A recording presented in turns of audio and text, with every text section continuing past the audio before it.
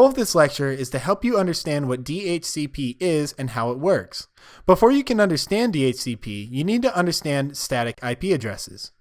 A static IP address is manually assigned by an administrator, and as the name suggests, it does not change unless it's manually changed. In order to configure a static IP address, you must know the basic TCP/IP settings for your network. Things like available IP addresses, what subnet mask to use, what gateway to use, and optionally what DNS server to point your computer to.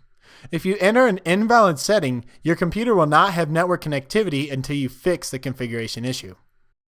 Dynamic Host Configuration Protocol, or DHCP, is a networking protocol that allows a particular server to assign TCP/IP configurations automatically to client computers on the same network. In the Windows world, you need to install the DHCP server role on a Windows server in order for it to have this functionality on your network. A DHCP server will automatically configure the IP address, subnet mask, DNS server address, and gateway of a client computer, which is any computer on the network that is attempting to use DHCP as its network configuration. The configuration that DHCP assigns is not permanently given to the client computer, but instead it's leased to the client for a certain amount of time. Once a DHCP lease has expired, the client computer must reach back to the DHCP server and renew its existing lease, or it must obtain an entire new configuration and lease. Before DHCP was used, system administrators needed to go to each computer and manually configure the TCP/IP settings before it was on the network. This was bad for several reasons. The first was that it takes a long time. What if you have thousands of new computers? Secondly, there's large room for user error. What if an administrator assigned the same IP address to two different computers? It would be the equivalent of someone in your neighborhood having the same home address, which is obviously a terrible problem. We're going to look at how a hotel operates to help you understand how DHCP works. Johnny is taking a trip and has arrived at his hotel. He walks inside the hotel and asks the clerk for a room. The desk clerk then looks in his registry to see which rooms are available and finds that all the rooms on the top floor are closed because they're being repainted. This is an example of a DHCP exclusion. It's rooms or IP addresses that cannot be handed out to clients. The clerk finds that the first three bottom rooms have been reserved, so he can't give those rooms to Johnny either. This would be an example of a DHCP reservation. The people aren't in the rooms yet. The IP addresses are not taken necessarily, but they cannot be handed out because they're reserved for other people or other computers. Now, just because an IP address or a room is reserved, it does not mean that it's not in use or it is in use. All it means is that no one can go into this room or use this IP address because it's reserved for another client. Now, the clerk also notices that room 104, 105, and 201 are occupied, so he can't give him any of those rooms either. And this would be an example of computers just taking IP addresses from DHCP as they're available. Finally, he sees that he can give Johnny room 202 for 1 week. Now, the 1 week would be equivalent to the DHCP lease. You can specify when you configure DHCP how long client computers can stay in a room or they can keep an IP address. Okay, by default, I believe it's 8 days. That doesn't apply to those who reserve IP addresses. Reservations in DHCP are indefinite, and our DHCP lease does not apply to the reservation. Now, finally, our clerk sees that he can give Johnny room 202 for 1 week, or the lease duration, whatever we configure in DHCP. Johnny accepts the room and goes inside. The clerk now updates his registry to note that there is now a person in room 202. So the next person that shows up at the desk is not going to get room 202. Okay, DHCP does the same thing. When it hands out a client IP address to a client, it remembers that it gave this IP address to this computer and will not hand it out again to another computer. At the end of the week, if Johnny decides he wants to stay in the hotel, he's going to have to go back to the clerk and ask for another week. Now, the clerk can either give him another week in his existing room, or he can assign him a new room for another week. DHCP works very similar to this. When a client computer's DHCP lease expires, it comes back to the server and it either gets an extension with his existing IP address, or DHCP hands it a whole new IP address and a whole new lease. DHCP works very similar to how our hotel works. Administrators may specify the range or scope of IP addresses that are to be supplied by DHCP, as well as excluding or prohibiting certain IP addresses from being assigned to clients, just like our hotel clerk did for repainting the rooms on the top floor. You may also set reservations for specific computers. You could reserve the IP address 192.168.0.10 for the MAC address of the server ITFDC01. Only this server would be able to get that IP address from DHCP. This is different from manually configuring the IP address because we are going to configure the IP address from the DHCP server and not the client computer. If you have a computer that is configured to use DHCP, but it has an IP address starting with 169.254, this is referred to as a private IP address. It means that the computer was unable to find a DHCP server on the network, so it assigned itself that IP address. Now let's take a look at the technical explanation of how DHCP works. In this example, we are only showing two computers and a switch. Right now, the Windows workstation is not plugged into the switch.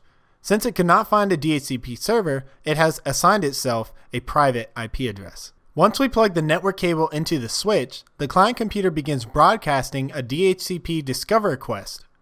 The request is sent to the entire network in hopes that the message will reach a DHCP server. A DHCP server will be listening for this request. Once it receives a DHCP discover request, it will send back a DHCP offer. This includes all the TCP/IP settings like IP address, subnet mask, DNS server, and gateway. Once the client receives the DHCP offer, it will send back a DHCP request to the server. This message lets the DHCP server know that the client wants to keep the settings that were offered by the DHCP server. Finally, the DHCP server will send back an acknowledgement message stating that it understands the client computer is going to keep the settings that it offered. The computer will now accept the TCP/IP configuration and its work with DHCP is done. Now let's recap exactly what happened. We can memorize this process for discover, offer, request, and acknowledgement with the acronym DORA. The client sends out a DHCP discover message and the DHCP server responds with a DHCP offer. The client requests the offered settings and the server acknowledges the request. So you might be asking why we'd ever want to use a static IP address. Well, remember that one of the settings that DHCP can automatically configure is the DNS server?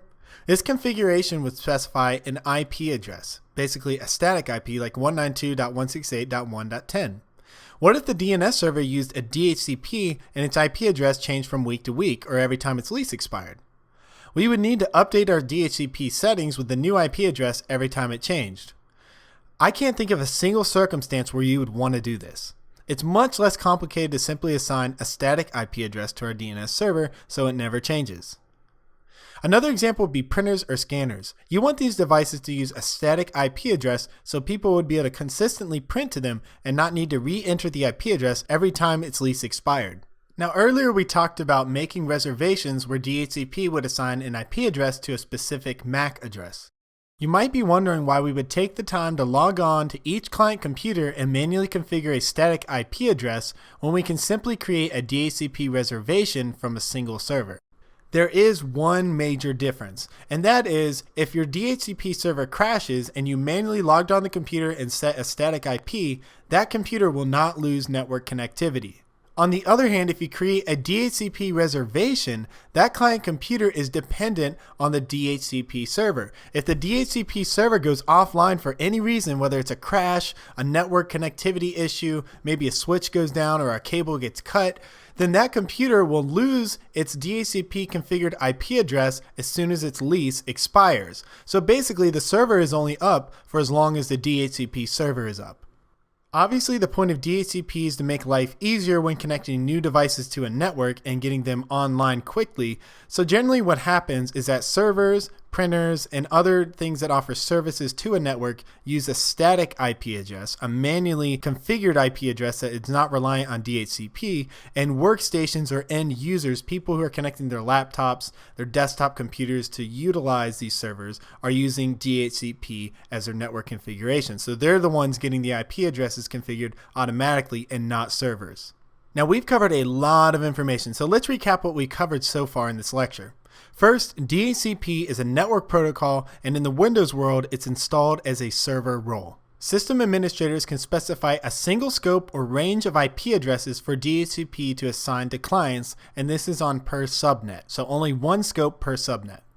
The configurations handed out by DHCP are leased and must be renewed regularly. You can exclude a range of IP addresses, make IP reservations for individual MAC addresses.